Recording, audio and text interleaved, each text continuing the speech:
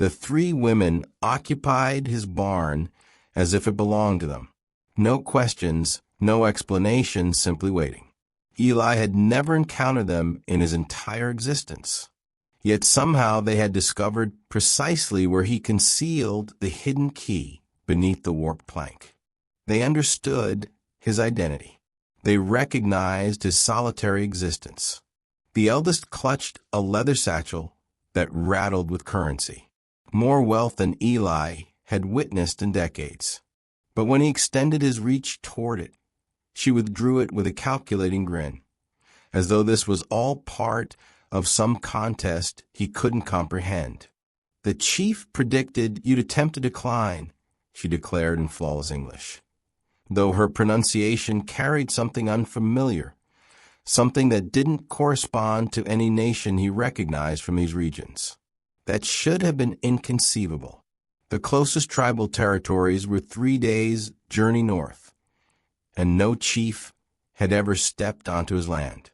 Hell, no chief had ever concerned himself with a struggling cattleman losing his property to the lending institution. But then the youngest sister interjected. "He informed us you'd inquire about the wound." Eli's hand reflexively moved to his shoulder, where an ancient injury remained concealed beneath his garment, a wound that only 3 individuals had ever discovered.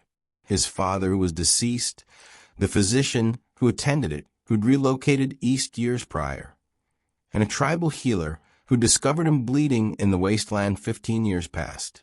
A man whose features Eli could scarcely recall, but whose declarations still resonated in his consciousness. "Someday I will dispatch my daughters to retrieve what you owe." The women weren't merely random outsiders. They were present because of something that had occurred long before this instance. Something Eli had apparently consented to in a fevered vision of agony and appreciation when he was 19 and perishing. But the healer had only referenced daughters, not 3 sisters who appeared completely different, spoke with varying accents and wore garments that seemed to originate from entirely different tribes. And if the chief had dispatched them to retrieve a debt, why did the currency in that satchel feel like compensation, not collection? Eli's limbs felt unstable as the recollection returned forcefully. The desert temperature, blood saturating through his shirt. An elderly man with worn hands cleansing his wound, speaking in fragmented English about dignity and obligations that must be settled. "You pledged him 3 animals," the eldest woman persisted, studying his expression. "But you possessed no animals. So he declared you would provide him something more precious when the moment arrived." The middle sister advanced forward, and Eli finally observed their actual stature. These weren't typical women. Each stood nearly as elevated as him, with wide shoulders and muscular arms that indicated strenuous work. Their attendants filled the modest barn like 3 mighty trees positioned too closely together. "I'm Nora," the eldest announced, her voice unwavering. "This is Cora, and that's Will," she indicated to her sisters, who acknowledged but stayed quiet. "Our father dispatched us here because his time is diminishing. The white man's disease claimed most of our people. Only we 3 survive of his lineage." Eli's mouth became parched. "Your father, the medicine man." "Chief Ayana," Nora amended. "He assumed leadership when the previous one perished last winter. And yes, he recalled a foolish boy who pledged whatever the chief required in exchange for his existence." The burden of 15 years descended upon Eli's chest. He recalled now the fevered declarations, the desperate thankfulness. But he'd been dying. People utter insane things when they're dying. "I don't comprehend," he stated, though part of him was starting to. "Why you? Why here? Why now?" Well, the youngest laughed bitterly. "Because the soldiers are advancing on our territory next month. Because we require protection that only a white man's identity can provide us. Because you owe a debt. Cora spoke for the initial time, her voice gentler than her sister's. Father is dying. His final desire is to witness us secure. A marriage to a landowner would grant us legal position, provide us an opportunity. Eli surveyed his deteriorating ranch, the drooping roof, the vacant enclosure, the fields he could scarcely manage to cultivate. Safe here. I'm 3 months overdue on my loan. The bank's arriving to seize this place. Nora reached into her leather satchel and extracted a handful of gold pieces. More wealth than Eli's ranch was valued. Father's reserves. The remainder of what our people possessed. It's yours if you respect your promise. The coin sparkled in the afternoon illumination streaming through the barn entrance. Sufficient to preserve his land, repair the roof, purchase livestock. Everything he envisioned. But 3 spouses, enormous women from a dying tribe who spoke of debts and pledges he barely recalled making. I require time to consider, he declared. Time is what we lack, Nora responded. The soldiers advance at sunrise.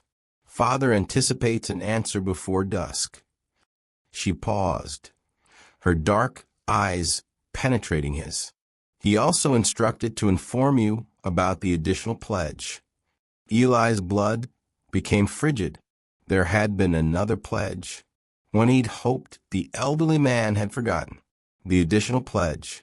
Eli's hand started to tremble as the memory emerged like a stone cast into motionless water. If you ever violate your promise to me, he'd murmured to the medicine man, delirious with fever, may my lineage conclude with me. It had seemed insignificant then, the desperate vow of a dying youth. But now observing 3 women who could effortlessly overpower him, the words felt like a rope around his neck. He recalls, Willa declared, noting his pale complexion. She approached closer, and Eli detected the aroma of leather and would smoke on her clothing. Good. That makes this simpler.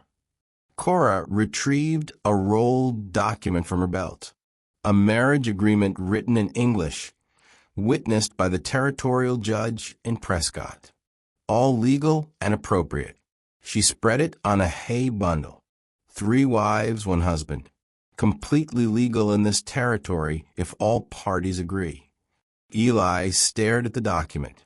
The penmanship was exact, official. Someone had arranged this meticulously. How did you obtain a judge to compose this? Gold purchases many things, Nora stated simply, including discretion. The barn entrance creaked, and all 4 turned toward the sound. A figure stood outlined against the setting sun, tall, lean, wearing a mixture of tribal clothing and frontier attire. Eli's breath stopped. Chief Ayana appeared exactly as Eli remembered, but older, grayer, thinner, the kind of thin that speaks of sickness consuming from within. My daughters have explained, the chief inquired in English, entering the barn. His voice carried the weight of exhaustion. They've explained plenty, Eli stated, discovering his courage. But I never consented to marry anyone. I was 19 and dying. People declare things when they're dying. The chief nodded slowly. Yes, they do. I declared many things when I was dying last month. But a white doctor in Prescott provided me medicine, purchased me time. He coughed, and Eli witnessed specks of blood on his lips. Time to maintain my portion of the agreement. What agreement? I preserved your life. You pledged me whatever I required. Now I require my daughters to survive what's approaching.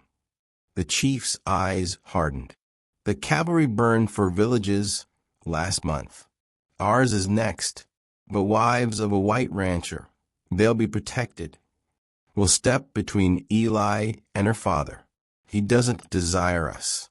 Observe him, frightened of his own reflection. I'm not frightened, Eli snapped, his pride stinging. I'm being realistic. I can barely nourish myself, let alone 3. 3 enormous women, Cora completed with a bitter smile on her lips. Stated, "We've heard worse." The chief coughed again, more forcefully this time. When he looked up, there was blood on his chin. "The sickness advances rapidly now. I have days, not weeks. Decide, Eli Thompson. Honor your word or face the consequences of violating it." "What consequences?" Nora's hand moved to something concealed beneath her jacket. "Father isn't the only one who remembers pledges. The entire tribe knows what you owe us." Outside, Eli heard the sound he'd been fearing all day. Hoofbeats approaching rapidly. Multiple riders. "Who's that?" he whispered. The chief smiled grimly. "That would be my nephews coming to hear your answer." 4 riders emerged from the dust cloud, their horses lathered with sweat. Young men, maybe 20 to 25, with the hardened look of warriors who'd witnessed too much death. They dismounted with practiced efficiency, their hands never far from the knives at their belts. The leader, a broad-shouldered man with a jagged scar across his cheek, strode into the barn. "Uncle," he said in English, then switched to rapid tribal language that Eli couldn't understand. Chief Ayanna responded sharply, and Eli caught the tension in his voice. Whatever was being discussed, it wasn't good.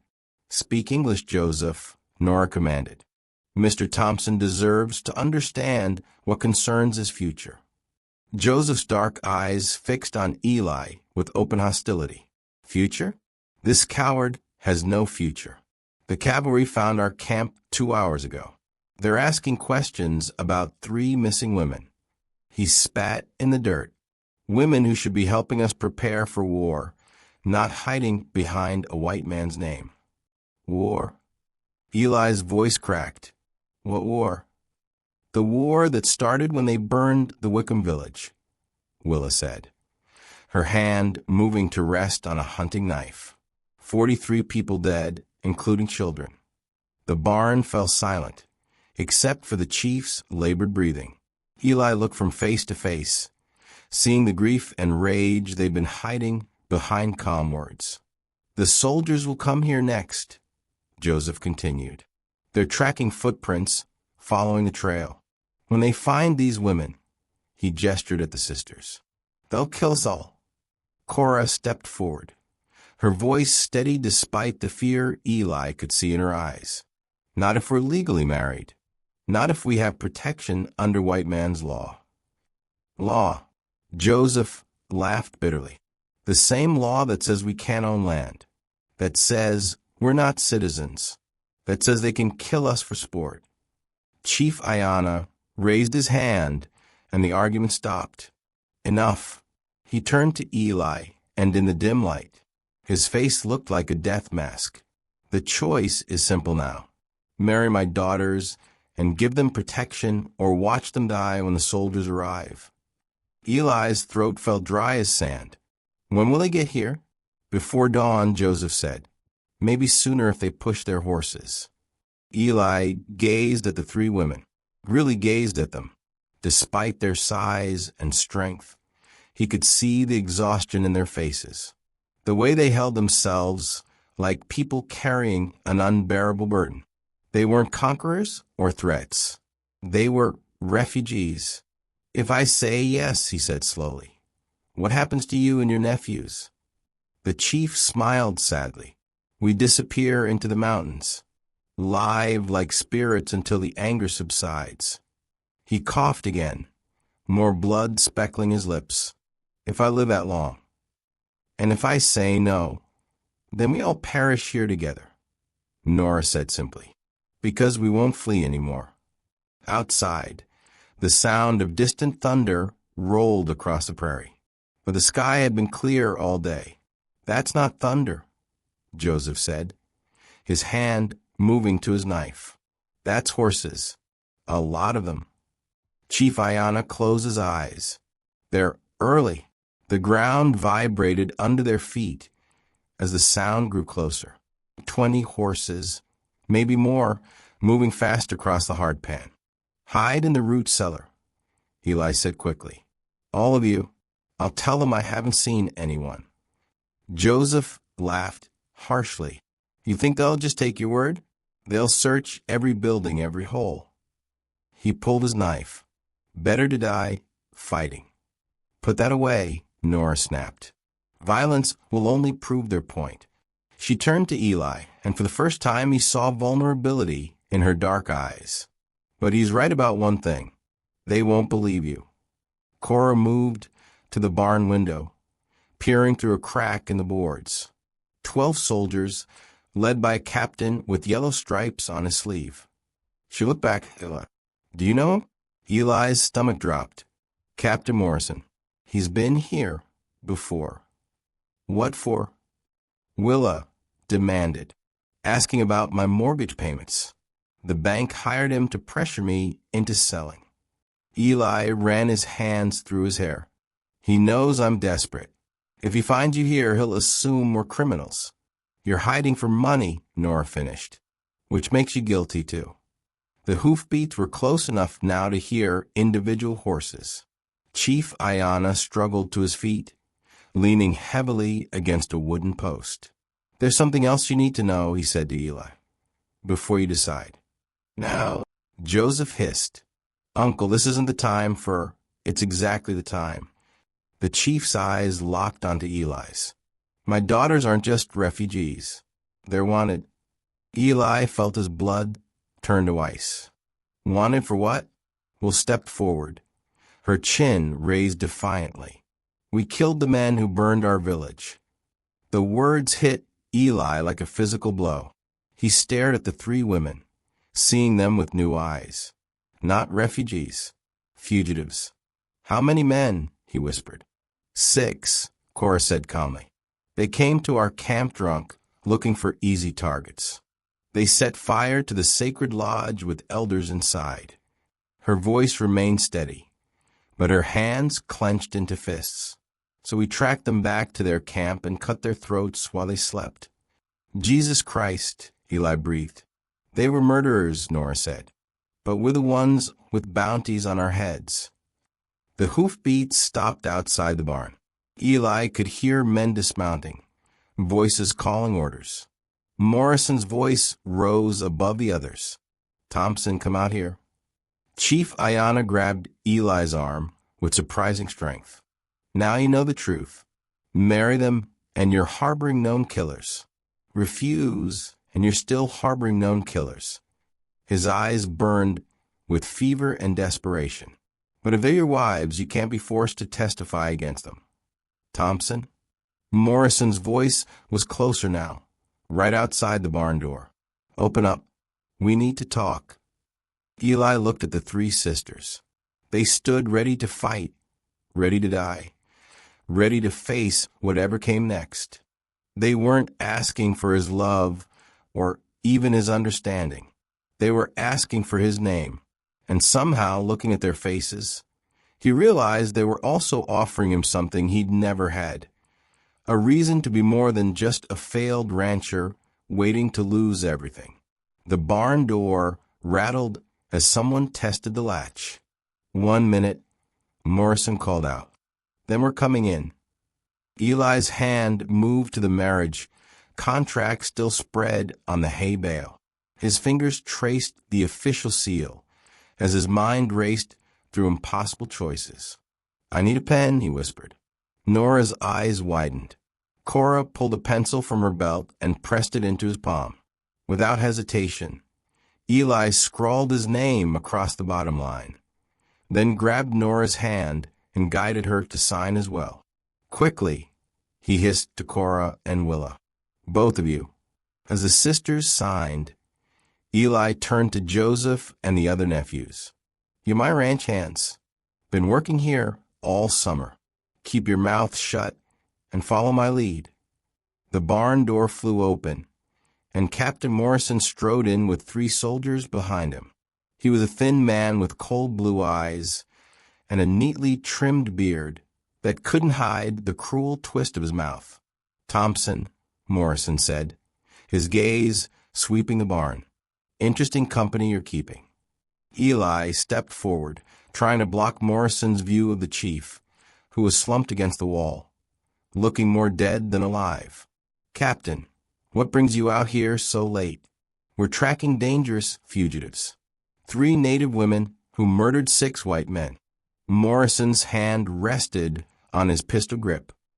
Witnesses saw them heading this direction. Haven't seen any women, Eli said, his voice surprisingly steady. Just hired some new hands to help with the harvest. Morrison's eyes fixed on Nora, taking in her size and obvious femininity, despite her practical clothes. That's a mighty big ranch hand you got there, Thompson. Eli felt sweat beading on his forehead. This is my wife, Nora Thompson. Just married this afternoon. The silence stretched like a taut rope. Morrison's eyes narrowed as he studied Nora's face, then moved to Cora and Willa. Your wife's got sisters, does she? My other wives, Eli said, the words feeling strange in his mouth. Cora and Willa Thompson, all legal and proper. One of Morrison's soldiers snorted. 3 wives? What kind of man? The kind who follows territorial law, Eli interrupted. Polygamy is legal here with proper documentation. He held up the marriage certificate, witnessed and sealed in Prescott yesterday. Morrison snatched the document and examined it closely. His jaw tightened as he read the official language, the judge's signature, the legal seals. Everything was legitimate. Convenient timing, Morrison said finally. Marrying 3 native women right when we're hunting 3 native murderers. My wives are from the Tohono-O'odham, Eli lied smoothly. Peaceful farmers from the south. Never been anywhere near the Wickham village. Nora stepped forward, and Eli marveled at how she seemed to shrink herself, making her imposing frame appear smaller and less threatening. Captain, sir, she said in perfect English with just a hint of accent. We've been traveling for weeks to reach my husband's ranch. We know nothing of any troubles. Morrison's gaze shifted to the chief, still slumped against the wall. And him? My father-in-law, Eli said, sick with fever. We're caring for him. Joseph stepped up beside his uncle, supporting him with obvious family affection. The sickness took many of our people. Father is all we have left. Morrison studied each face, looking for tells, for fear, for any sign of deception. But all he saw were tired people trying to care for a dying man. Finally, he thrust the marriage certificate back at Eli. If I find out you're lying to me, Thompson, I'll see you hang alongside them. I understand, Captain. Morrison signaled his men, and they began filing out of the barn. But at the doorway, he paused and looked back. I'll be watching this place, Thompson. Any trouble, any sign these women aren't what they claim to be, and I'll be back. As the soldiers mounted their horses and rode away, Eli's legs nearly gave out beneath him. The silence that followed Morrison's departure felt heavier than the thunderstorm clouds gathering overhead. Eli stared at the marriage certificate in his hands, the ink still wet from their signatures. 3 wives. He'd gone from bachelor to polygamist in the span of 5 minutes. Thank you, Nora said quietly. That was brave. Stupid, more likely, Eli replied, though he couldn't deny the strange sense of purpose that had filled him when he signed that paper. Morrison's not done with us. He'll be back. Joseph helped his uncle to a sitting position against the hay bales. The chief's breathing had grown more labored, each breath a visible struggle. Uncle needs rest and medicine. Eli looked at the dying man who had saved his life 15 years ago. There's a doctor in town, but no doctors, Chief Ayana whispered. Too dangerous. The sickness will take me whether I die in a bed or under the stars. He fixed his eyes on Eli. But my daughters are safe now. That's what matters. Willa moved to the barn door, keeping watch for any sign of returning soldiers. They'll come back tomorrow, maybe with more men. Then we'll be ready, Cora said. But Eli caught the uncertainty in her voice. Ready? How? Eli asked. I don't know the first thing about being a husband to one woman, let alone 3. Nora surprised him by laughing, a rich, warm sound that seemed to ease some of the tension in the barn. You think we know how to share a husband? This is new territory for all of us. The observation hung in the air as they all contemplated the strange situation they'd created. Eli found himself studying his new wives, really looking at them as individuals for the first time. Nora, the eldest, carried herself with natural authority, even when she'd made herself smaller for Morrison's benefit. There was a dignity about her that reminded Eli of his own mother. Practical, strong, unbreakable. Cora watched everything with intelligent eyes, calculating, measuring. She'd been the one to think about legal documentation, to plan ahead, the strategist of the family. And Willa, the youngest, burned with barely contained energy. She reminded Eli of a caged mountain cat, beautiful, dangerous, and ready to explode into action at any moment. We'll need to be convincing, Cora said, ever practical. If Morrison comes back and finds us sleeping in the barn like strangers, he'll know something's wrong. Eli felt heat rise in his cheeks. The house only has 2 bedrooms. Then we'll make do, Nora said matter-of-factly. Married people share space. It's what Morrison will expect to see. Joseph and his companions gathered their few belongings. We'll camp in the hills, he told his uncle. Close enough to help if needed. Far enough to stay hidden. Chief Ayanna reached out and grasped Eli's hand with surprising strength. Protect them, he wheezed. They're all that's left of our bloodline. All that's left of who we were. I will, Eli promised and meant it. As Joseph and the others melted into the darkness, Eli led his new family toward the house. The building looked smaller than usual, with 3 large women following behind him. There's something else, Willa said as they reached the porch. Something Father didn't tell you. Eli's stomach clenched. What now? The bounty on our heads. It's not just from a territorial government. She met his eyes in the lamplight. The dead men's families put up their own reward. $500 each, dead or alive. $1,500. More money than most people saw in a lifetime.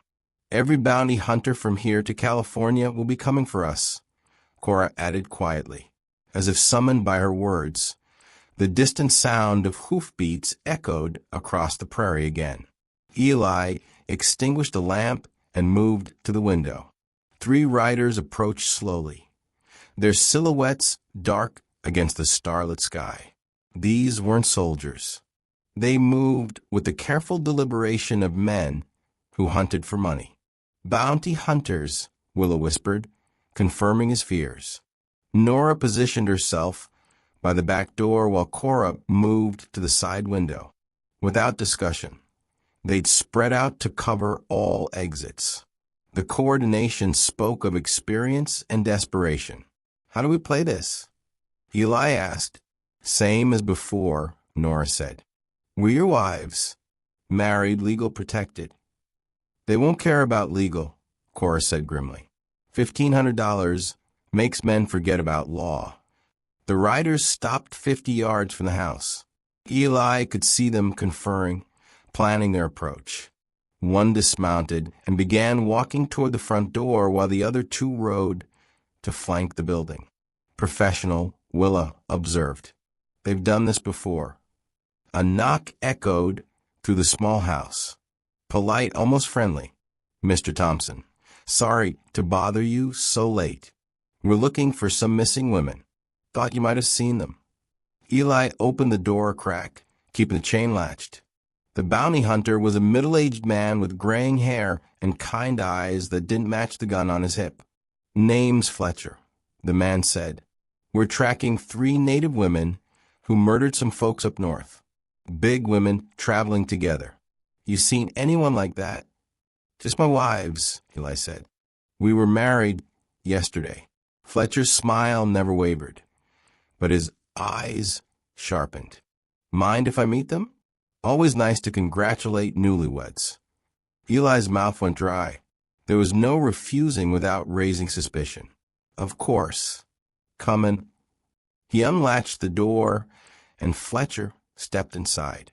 The other two hunters remained outside, close enough to help, far enough to avoid being trapped. Nora emerged from the kitchen carrying a coffee pot, as if she'd been preparing for guests.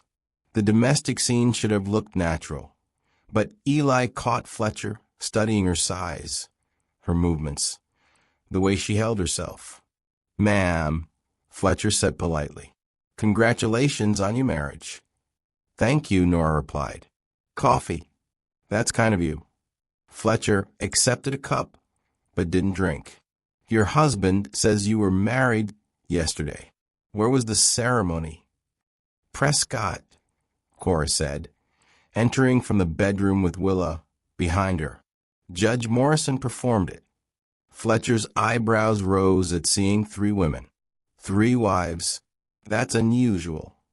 Legal in this territory, Eli said quickly. "Oh, I know it's legal."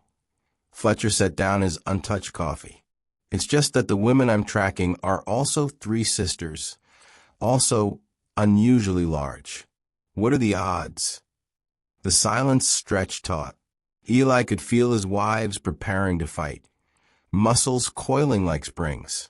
Outside, one of the horses snorted nervously. "I'll tell you what the odds are." Fletcher continued conversationally. "Pretty slim. So I'm thinking maybe we need to take a closer look at your marriage certificate." "It's legal," Eli insisted. "I'm sure it is, but legal doesn't mean legitimate." Fletcher's hand moved casually toward his gun. "See, I've been hunting fugitives for 12 years, and in my experience, when 3 wanted women disappear and 3 wives suddenly appear in the same area." He shrugged. "Well, coincidences make me nervous." Willa stepped forward, and Eli saw the hunting knife in her hand. "Maybe you should leave." Fletcher's friendly mask finally dropped. "And maybe you should come with me quietly. Dead or alive, the bounty pays the same." That's when Chief Ayanna walked through the front door. The old man looked like death itself, pale, shaking, supported by Joseph and one of his nephews.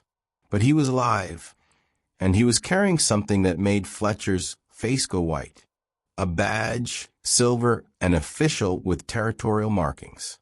"Deputy Chief Ayanna." The old man wheezed, showing the badge. "Territorial Marshal's Office. These women are under my protection." Fletcher stared at the badge, then at the dying man holding it. That's impossible." "Check the files in Prescott," Ayanna said, his voice gaining strength from some final reserve. "I've been working undercover for 6 months, tracking the real killers. These women are my operatives." It was a desperate lie, but told with such conviction that even Eli almost believed it. Fletcher studied the badge for a long moment, his weathered face creased with doubt. Undercover marshals don't marry their operatives to civilians.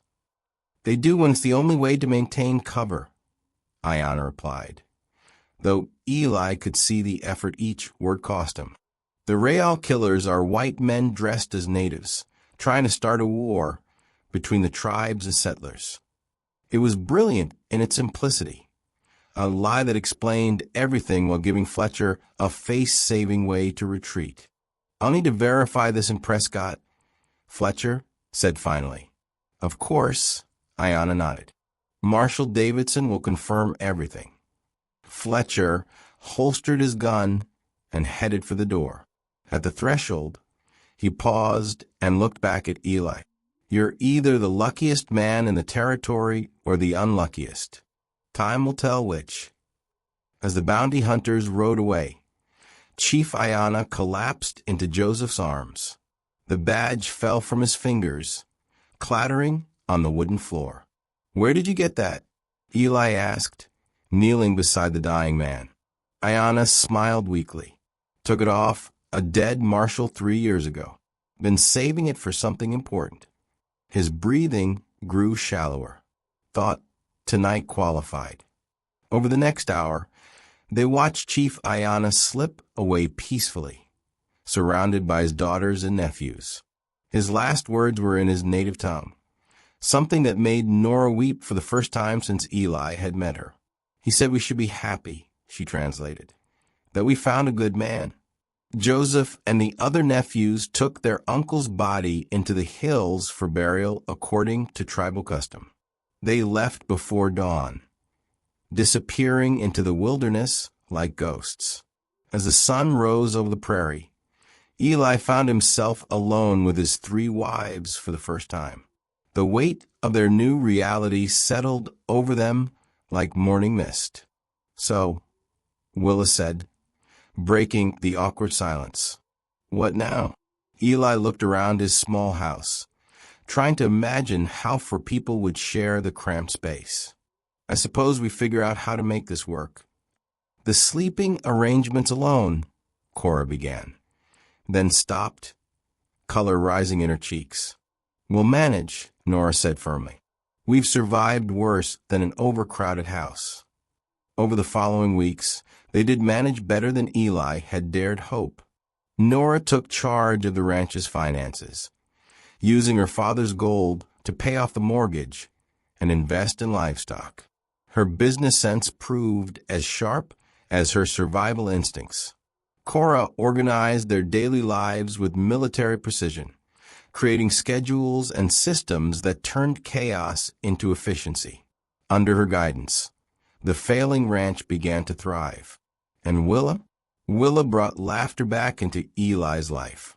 Her fierce joy and unbreakable spirit reminded him what it felt like to hope for something beyond mere survival. The arrangement that had begun as desperate necessity slowly evolved into something deeper. Not romantic love, not yet, perhaps not ever in the traditional sense, but respect, affection, and a profound sense of partnership. When Captain Morrison returned a month later to check on them, he found a prosperous ranch run by a confident man and his capable wives. The transformation was so complete that Morrison left without asking a single probing question. "You know," Eli said one evening as they sat on the porch watching the sunset, "when your father said I'd be your husband, I thought it was the worst thing that could happen to me. And now," Nora asked. Eli looked at each of his wives, strong women who had saved his ranch, his purpose, and maybe his soul. "Now I think it might be the best."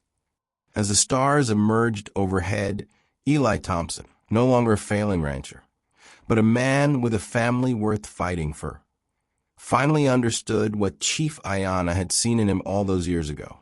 Not just someone who owed a debt, but someone capable of honoring it. And in honoring that debt, he'd found something he'd never expected, a place where he belonged. If you enjoyed this story, click the video on your screen now to watch another unforgettable tale where destiny and courage collide in ways you never expected. Don't forget to subscribe and consider a super chat to help us keep bringing you more stories like these. Your support means everything to us.